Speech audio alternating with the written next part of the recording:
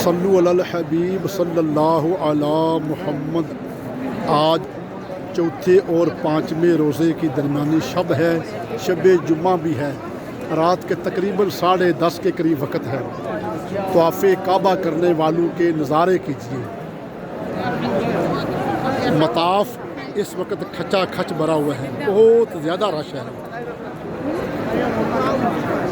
ये मताब में भी तवाफ़ हो रहा है, उसके साथ 2 बरामदे वहाँ पर भी तवाफ़ जारी है।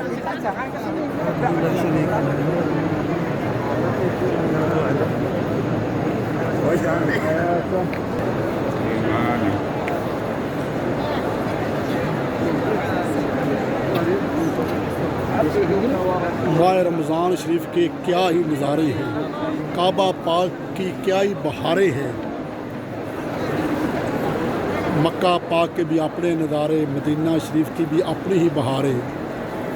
करम ही करम है, रौनके ही रौनके हैं। सल्लु अलल हबीब सल्लल्लाहु अला मुहम्मद।